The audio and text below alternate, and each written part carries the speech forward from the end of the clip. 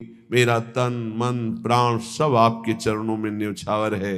हे मेरी लाडली जू, मेरी ये आस पूरी कर दो कि जागृत में, स्वप्न में, सुषुप्ति में एकमात्र केवल आपका ही आश्रय, आपका ही चिंतन है। अब यहां कई बार एकांतिक हृदय की बात आप सबसे कही कि भगवत प्राप्ति आश्रय से होती है। बोलो सुषुप्ति में क्या होता है? सुषुप्ति में क्या होता है? एकमात्र आश्रय होता है। मूर्छा में क्या होता है? एकमात्र आश्रय होता है। जब हम गाढ़ निद्रा में होते हैं तो जो हम सोचकर सो रहे होते हैं और जब जगते हैं तो पूरा समय उसी में माना जाता है। ध्यान रखना, ये सिद्धांत है। जैसे सोते हुए राधा राधा राधा, फिर जब जगे तो निश्चित देखना उस समय चलेगा राधा राधा राधा, तो आपका जितना समय नींद में गया वो सब भजन माना जाएगा। निद्रा समाधि स्थिति, जो समाधिस्थ महापुरुषों को लाभ मिलता है वही भक्त को निद्रा में भी प्राप्त हो जाता है। क्यों? वो अपने इष्ट में सोता है, इष्ट में जगता है, इष्ट में विचरता है, इष्ट में व्यवहार करता है। श्रीपाद प्रबोधानंद जी महाराज कह रहे हैं, सकृदपि यदि दृष्टा हंत बृंदाटवी त्वं, सकृदपि यदि राधा कृष्ण नामाभ्यधाई, सकृदपि यदि भक्त्या सन्नतस्त्वत् प्रपन्नो, ध्रुवमः तदा मां नोपोक्षतासि। आहा, एक बार सकृदपि कहते हैं, एक बार सकृदपि यदि दृष्टा हंत बृंदाटवी त्वं, हंत हाय उसने अपने जीवन को व्यर्थ नष्ट कर दिया जिसने एक बार भी वृंदावन का दर्शन नहीं किया। और यदि एक बार वृंदावन का दर्शन कर लिया जीवन में एक बार, वो कभी नरक नहीं जाएगा, उसकी कभी दुर्गति नहीं हो सकती। कितना बढ़िया लाभ है। भगवान के एक वचन है, अपनो परण विशार भगत को पूरो परण निभाऊं। संतों की वाणी पर दृढ़ विश्वास कर लो, भगवान अपनी बात झूठी कर सकते, संतों की नहीं। जब भीष्म जी ने भगवान को देखा, दासी रूप से द्रौपदी को लेकर हमारे पास आए और हमें छल से आशीर्वाद दिलवा दिया, सौभाग्यवती भव। तब कहा ठीक है, मुझे पता चल गया है कि मेरे प्रण का तो खंडन होगा ही, क्योंकि आप हो। आपने जब मैंने प्रण लिया पांचों पांडवों को जीवित रहा तो मारूंगा, तो आपने सौभाग्यवती का आशीर्वाद दिलवा दिया। तो आज मैं गंगा पुत्र भीष्म आपके बल से प्रण लेता हूं कि आपने जो प्रण किया था कि महाभारत युद्ध में अस्त्र नहीं कहूंगा, तो मैं गंगा का पुत्र भीष्म नहीं कहलाऊंगा यदि कल तो आपसे अस्त्र ग्रहण न करवा दूं। भगवान ने कहा आपके लिए, पर अपना प्रण तोड़ना है मेरे लिए कोई खास बात नहीं। अपनो परण विसार भगत को पूरो परण निभाओ। ये महान रसिक महापुरुष कह रहे हैं, सकृदपि यदि दृष्टा हंत वृंदाटवी त्वं, तुम सकृदपि यदि राधा कृष्ण नामाभ्यधाई, वृंदावन में आकर के यदि जय जय श्री राधे बोले या राधा कृष्ण नाम उच्चारण किया, सकृदपि यदि भक्त्या सन्नतस्त्वत् प्रपन्नो, भक्ति भाव से भरकर वृंदावन में एक बार प्रणाम कर लिया, एक बार लौट गए, तो ध्रुव महा, ध्रुव माने सत्य, आहा परम सत्य बात है, माम नो उपेक्षतासी। हे वृंदावन, आप कभी उसकी उपेक्षा नहीं करेंगे, अर्थात उसको निश्चित आप अपने में बुला लेंगे। एक बार वृंदावन आ गया, एक बार यहां आकर जय जय श्री राधे बोला, यार बोल देते हैं एक बार, जय जय श्री राधे श्याम बोले।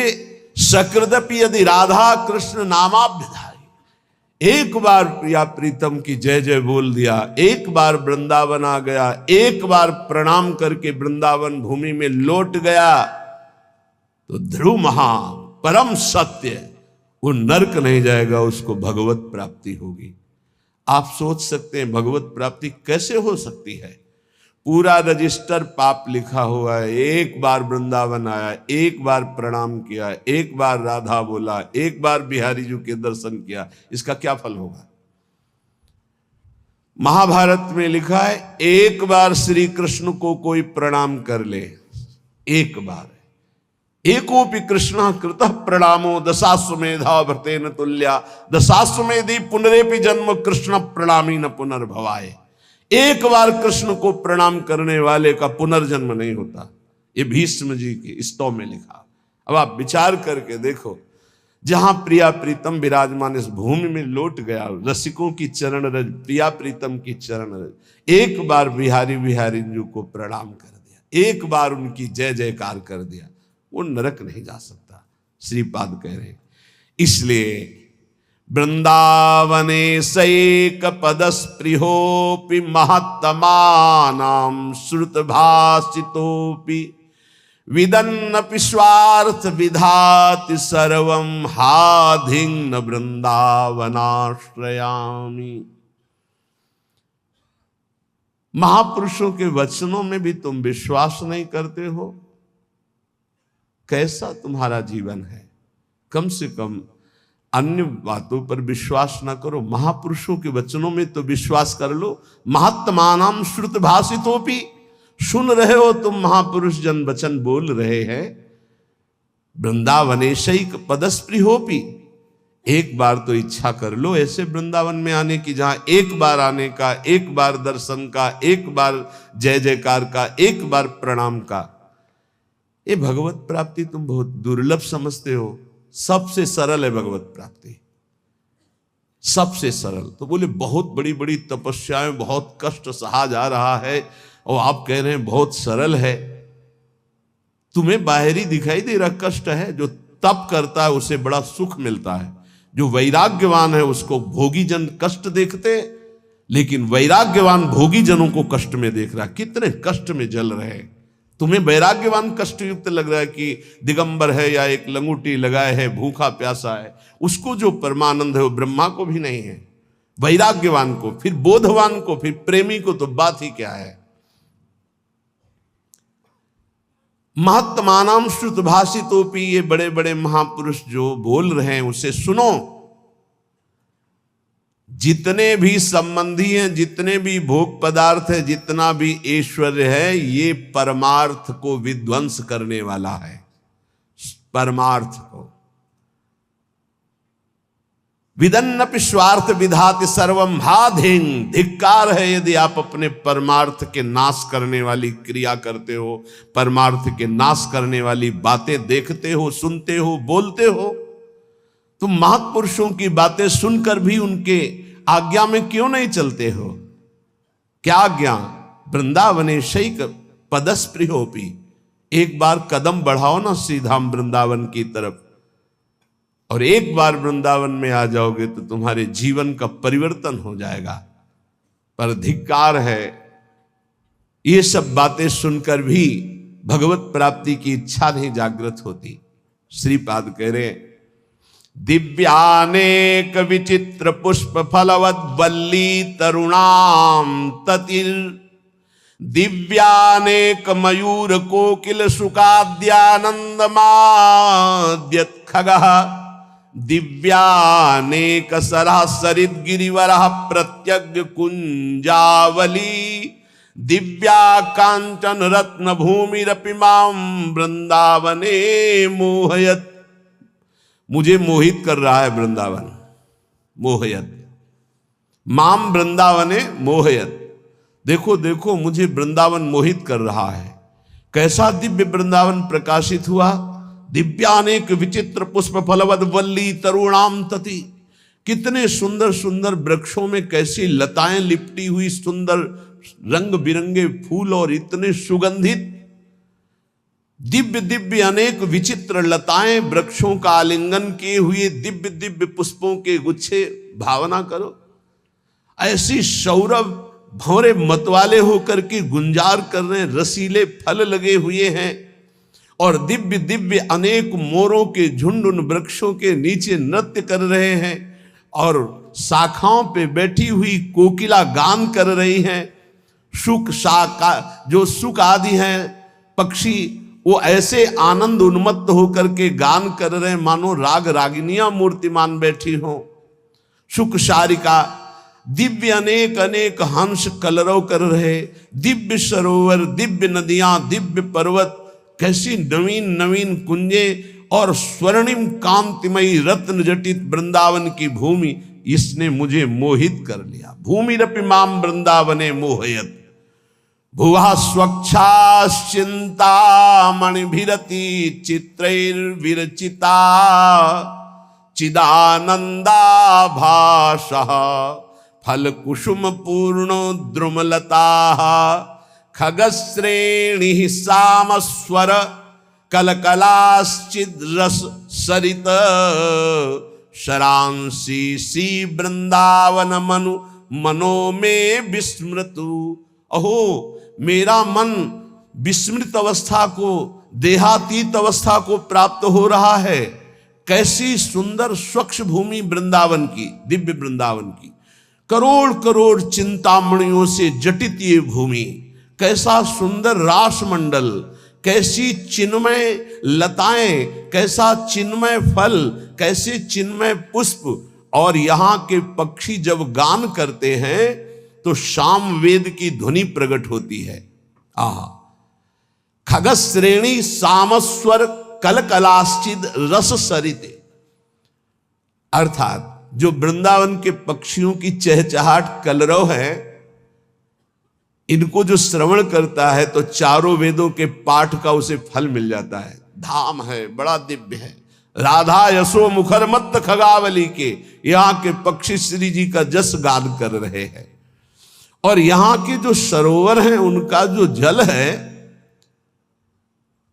भूमि में ऐसा कोई तीर्थ नहीं है जो वृंदावन ब्रज धाम के सरोवरों की जल की समानता कर सके, क्योंकि जितने तीर्थ हैं तीर्थ पाद श्री हरि के चरणों से हैं।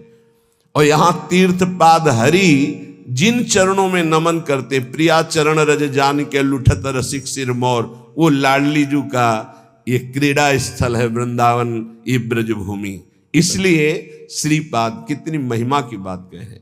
वृंदारण्ये वरम श्याम क्रमिरपि परतो नो चिदानंद देहो। मुझे वृंदावन में नाली का कीड़ा बना दिया जाए, मैं याचना करता हूं, और वृंदावन के बाहर मुझे चिदानंद देह प्राप्त नहीं चाहिए। ये जब वृंदावन की दिव्य महिमा को श्रीपाद जाने तो ये बात कही। ये कैसी कोई साधारण बात नहीं है। ये मानव देह में ऋषि स्वरूप से दिव्य वृंदावन का आनंद ले रहे हैं, तो क्या कह रहे हैं? वृंदारण्ये वरम, मैं श्रेष्ठ मानूंगा, श्याम क्रमिरपि, यदि मुझे कीड़ा बना दिया जाए नाली का, परतरो न चिदानंद देहो, अन्यत्र मुझे चिदानंद देहधारी बना दिया जाए तो मुझे नहीं चाहिए। क्या है दिव्य वृंदावन की अनुपम महामाधुरी। श्री भट्ट देवाचार्य जी कह रहे हैं, यदि वृंदावन के बाहर मुझे हरि भी मिले तो मैं आंख उठा के नहीं देखूंगा। विपिन राज सीमा के बाहर हरि हूं को न निहार, रे मन वृंदा विपिन निहार। यद्यपि मिले कोटि चिंतामणि तऊ न हाथ पसार। जय श्री भट्ट धूलि धूसर तन, यह आशा उर्धार, रे मन वृंदा विपिन निहार। ए भाई, वृंदावन के बाहर हरि भी हो तो आंख मत लड़ाना, मत आंख उठा के देखना, क्योंकि वृंदावन के बाहर होते हुए चतुर्भुज नारायण रूप हो गए। यही ब्रह्महृद क्रूर घाट से बाहर होते ही प्रभु का स्वरूप, चतुर्भुज स्वरूप भगवान का अद्भुत वैभव प्रकाशित हो गया। क्योंकि वहीं देखा अक्रूर जी ने कि अनंत शेष सैया पर शयन करने वाले चतुर्भुज नारायण वही शेष जी बलराम और वही भगवान नारायण हरि रूप। तो हमारे जो द्विज मुरली मनोहर वृंदावन विहारी नवनिवृत्त निकुंज से पधारे वो यही हैं, कभी एक कदम भी बाहर नहीं गए। वृंदावन परित्यज्य पाद में कम न गच्छति, ये एकांतिक रहस्य भगवान का प्रेमी जनों के सिवा और कोई नहीं जानता। भगवत रसिक रसिक की बातें रसिक बिना को समझ सके ना। श्रीपाद कह रहे हैं, जहां श्री भट्ट देवाचार्य जी कह रहे धूल धूसर तन, बस ये सबसे बड़ी उपलब्धि है। वृंदावन की रजल शरीर में लगी हो और प्राण छूट रहे हो राधा राधा राधा, तो वो बात बनेगी जो बड़े बड़े योग साधना से नहीं बनती। इसीलिए कह रहे आंख उठा के बाहर मत देखो, धैर्य पूर्वक समय काट लो, इसी रज में प्राण त्याग दो। वृंदारण्ये वरम श्याम, वरम माने श्रेष्ठ होता है। मेरे लिए सबसे श्रेष्ठ बात क्या होगी कि यदि मुझे वृंदावन में कीड़ा बना दिया जाए। क्रमीरपि पर तो न चिदानंद देहा, बाहर मुझे कहीं चिदानंद देह भी मिले तो मुझे नहीं स्वीकार है, वृंदावन में मुझे कीड़ा बनना स्वीकार है। रंकोपि श्याम तुल्य परमहीन परत्राद्भुतानंत भूति, या मुझे रंकों पे बहुत गरीब दरिद्र बना के रखा जाए तो मैं रहना पसंद करूंगा, लेकिन वृंदावन के बाहर मुझे अनंत विभूतियों का स्वामी बना दिया जाए तो मैं रहना पसंद नहीं करूंगा। धाम में मैं महान दरिद्र बन करके रहना। रंको श्याम तुल्य परमिहि न परत्राद्भुतानंत भूति, वृंदावन में नाली का कीड़ा बनकर रहना चाहूंगा, बाहर चिदानंद रूप नहीं धारण करना चाहूंगा। वृंदावन में बहुत दरिद्र गरीब बनकर रहना चाहूंगा, लेकिन बाहर विभूति संपन्न होकर महावैभवशाली नहीं रहना चाह। शून्योपि श्यामि श्री हरि भजन, लवेनाति तुच्छार्थ मात्रे, लुब्धो नान्यत्र गोपी जन रमण पदाम भोज दीक्षा सुखेपि। गजब कर दिया। वृंदावन में एक सेकेंड के लिए भी भजन ना हो तो मुझे कोई परवाह नहीं। लव शून्यम, शून्य पिश्यामी हरि भजन लवे नाति, एक क्षण पूरे जीवन भजन ना हो तो मुझे कोई परवाह नहीं। काफी अच्छा लग रहा होगा, नहीं लग रहा? यही समस्या है। इन महापुरुषों के हृदय की बात को समझना थोड़ा कठिन है। देखो, जिसको इतना वृंदावन से प्रेम हो, भजन बिना रह कैसे सकता? हमको ही बता दो, कैसे रह सकता है? भजन का मतलब क्या होता है? जिससे अधिक प्यार होता है उसका चिंतन होता है। इनको वृंदावन से प्यार है तो वृंदावन की गोद में प्रिया प्रीतम खेल रहे हैं। ये प्रिया प्रीतम के बिना एक सेकेंड नहीं रह सकते, इनके प्राण निकल जाए, ये जी नहीं सकते। अभी आपने ऊपर सुना कि तुम महापुरुषों की बातों को सुनकर धारण क्यों नहीं करते हो? देखो वृंदावन कैसा चिदानंद रूप प्रकाशित करता है। अभी सुना आपने?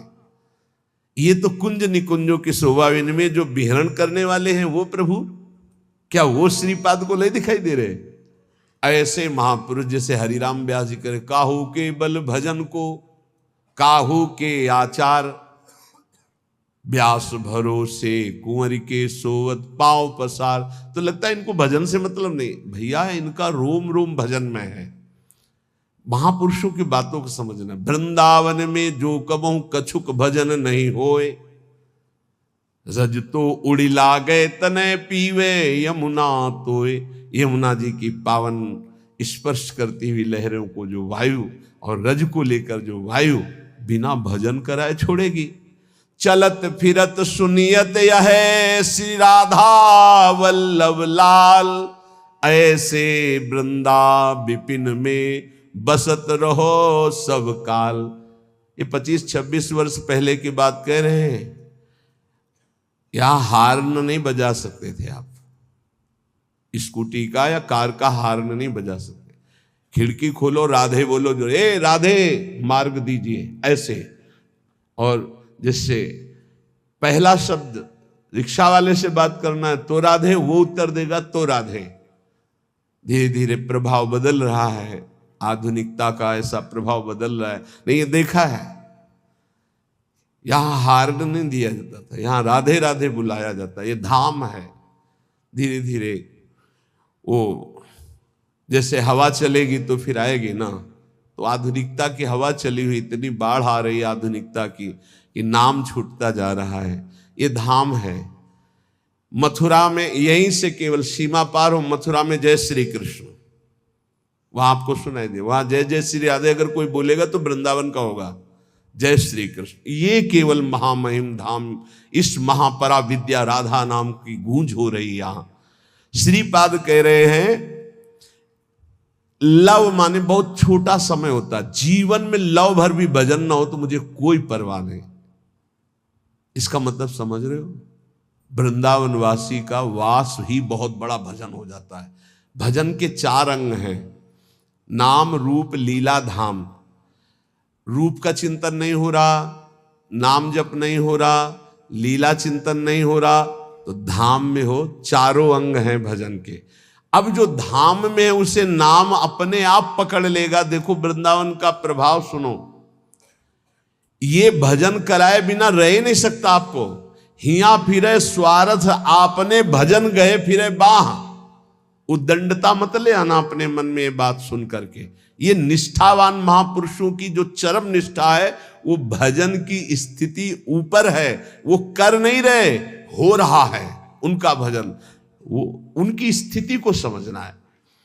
कह रहे लव मात्र हरि भजन ना हो तो भी मुझे कोई परवाह नहीं। नाली का कीड़ा बना दो, बाहर चिदानंद होकर नहीं रहना चाहता। वृंदावन में टुकड़े मांगकर जीऊंगा, गरीबी दरिद्रता से निवास करूंगा, पर बाहर विभूति संपन्न मैं महान वैभवशाली नहीं होना चाहता। वृंदावन में एक लव मात्र के समय का भी भजन न हो तो मुझे कोई परवाह नहीं, आजीवन वृंदावन अखंड वास करूंगा। अब जो आगे की बात कह रहे हैं बहुत होश से समझना है, नहीं तो गड़बड़ हो जाएगा। कह रहे हैं लुब्धो नान्यत्र गोपी जन रमण पदाम्भोज दीक्षा सुखेपी तुच्छार्थ मात्रे। तुच्छार्थ कहते हैं भोगों को, तुच्छ अर्थ जिनका निकलता भोग। यदि मेरे हृदय में तुच्छ भोगों की लालसा जागृत है तो भी मैं वृंदावन में ही रहूंगा।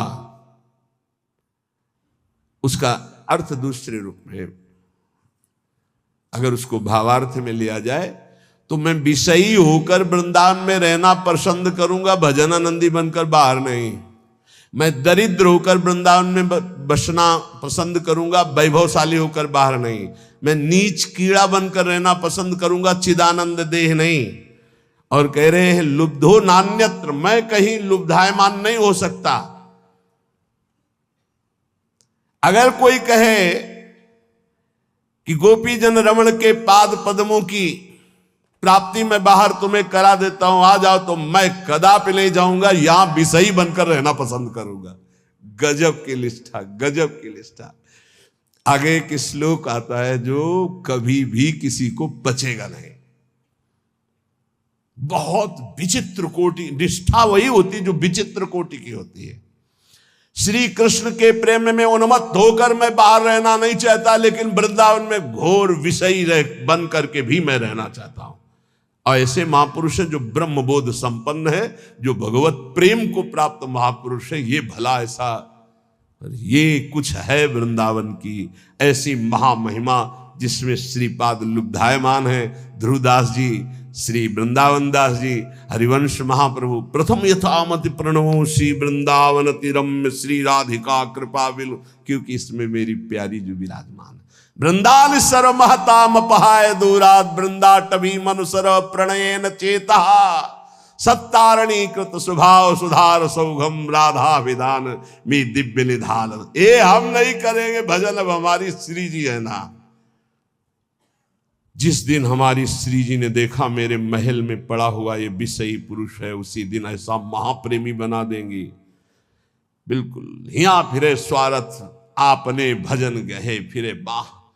और देश के बसत ही अधिक भजन हो, यही सम तो पूजत नहीं वृंदावन रहे सोए। कैसे कोई वृंदावन की महिमा को पार पा सकता है? और देश के बसत ही घटत भजन की बात, वृंदावन में स्वार्थ हो उलट भजन हो जात। बड़े भाग्यशाली जिनको ये महिमा सुनने को मिली और अपने हृदय में धारण किया। अगणित रवि कोटि प्रस्फुरत दिव्य भाति, सकृदपि हृदय भातई शीतलानंद वृष्ट्या, प्रशमित भवतापैर दुर्लभार्थान दुहदद्भिः, परम रुचिर हई मां संख्य वृक्षई परितम। करोड़ करोड़ सूर्यों की सी कांति यहां के वृक्षों की डालों से प्रकट होती। यहां सूर्य चंद्र का प्रवेश नहीं वृंदावन में, दिव्य वृंदावन में। भगवान कहते न तद्भासते सूर्यो न शशांको न पावकः, यद गत्वा न निवर्तन्ते तद्धाम परमम मम। ये परम धाम सूर्य चंद्र अग्नि का प्रवेश ही नहीं है। बोले अगणित रवि कोटि, अगणित गिनती नहीं है ऐसे सूर्य और चंद्रमाओं जैसा प्रकाश वृंदावन की वृक्षों की शाखाओं से प्रकट हो रहा है। कैसा रमणीय वृंदावन, जहां हमारे प्रिया प्रीतम गलवैया दिए हुए चल रहे। कोई सखी छत्र लिए, कोई चवर लिए, कोई बाजत मृद मृदंग, नाचत सभय सुधंग। नृत्य करते हुए कोई आगे चल रहे, कोई मृदंग वीणा वेणु ऐसे वाद्य बजा रही, कोई पुष्पांजलि अर्पित करे, कोई जय हो खग मृग पशु पंछियों का कोलाहल, और ऐसी सुंदर सुंदर दिव्य लताएं फूली हुई प्रिया प्रीतम के अंग की सौरभ संपूर्ण वृंदावन को सुवासित कर रही। ए चिदानंद सुख। इसीलिए कहते हैं मानव देह से ही ये प्राप्त हो सकता है, और सबको सौभाग्य नहीं मिला। ये पूरे विश्व में कितने प्राणी हैं? अरे भारत में मनुष्य केवल 140 करोड़ बताए गए।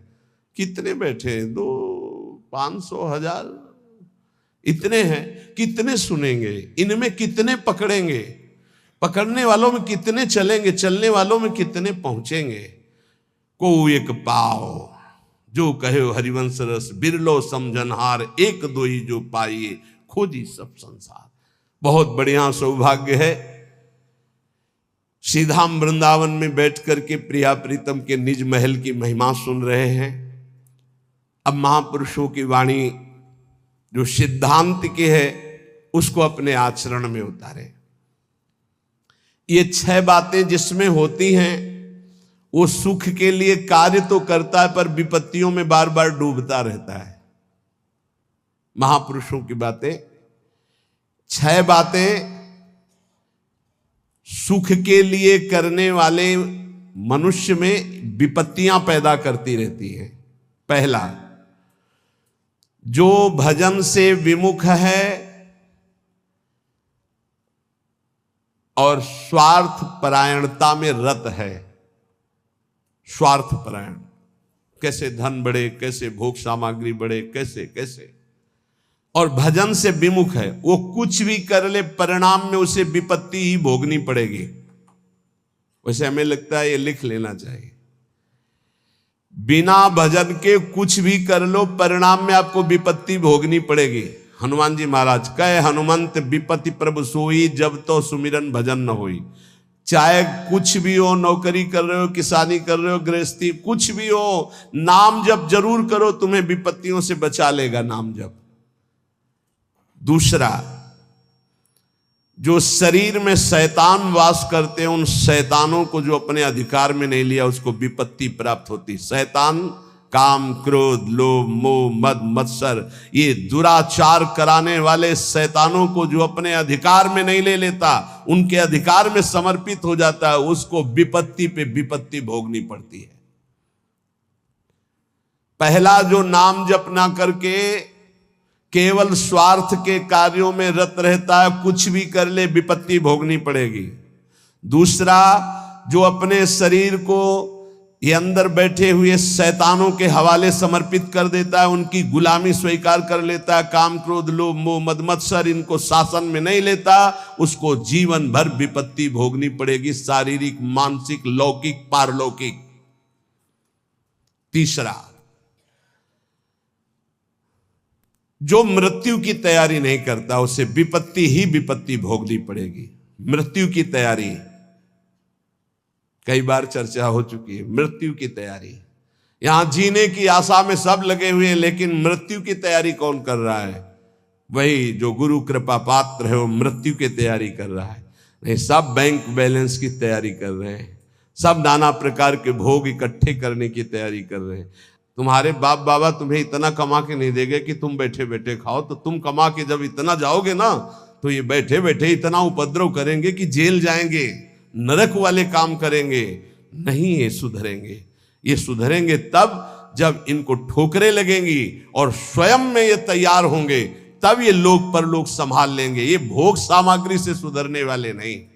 अगर आप सोचते हो अपने परिवार को मैं इतना भोग सामग्री इकट्ठा कर दूंगा सुखी हो जाएंगे, तो अपने परिवार की दुर्गति का स्थान बना करके जा रहे हो। परिवार को सतमार्ग धर्मयुक्त बनाकर जाओ तो वो सुखी रहेंगे। अधर्म से कमाए हुए धन से परिवार को सुखी करने की चेष्टा करने वाला हर समय विपत्ति में ही फंसा रहेगा। समय आने पर मृत्यु की तैयारी न करने वाला विपत्ति में फंसता है। चौथा है जो दूसरे के रिझाने में पूरा जीवन बर्बाद कर देता है। दूसरे के रिझाने, ईश्वर से विमुख होकर दूसरों को संतुष्ट करने में पूरा जीवन व्यतीत कर देता है, उसको विपत्ति भोगनी पड़ती है। पांचवा, जो सतोगुणी भोजन, सतोगुणी वार्ता, सतोगुणी कार्यों को छोड़कर राजसिक और तामसिक भोजन करता है, राजसिक तामसिक क्रियाएं और वार्ता करता है, उसे विपत्ति भोगनी पड़ती है। छठवां, जानते हुए अपने दोषों का समर्थन करता है और दूसरे को निंदास्पद शब्दों से संबोधन करता है। बड़ा विचित्र समय आ गया है। कल एकांतिक में कह रहे थे कि हजारों लोग जिस बात को आप मना करते हैं उसका सपोर्ट कर रहे हैं, तो फिर हम उसी बात को मानेंगे जिसे हजारों लोग, तो हजारों लोग गलत करें तो वो गलत को गलत नहीं बोलोगे, सपोर्ट करने लगोगे। हजारों गलती कर रहे हैं तो तुम उसी गलती को सपोर्ट करोगे। हजारों शराब पी रहे हैं तो तुम शराब को सही मानोगे। हजारों मांस खा रहे हैं तो आप उसको सही का निशान दे दोगे। हजारों व्यभिचार कर रहे हैं तो तुम सही का निशान दे दोगे। तुम्हारी बुद्धि भ्रष्ट हो गई।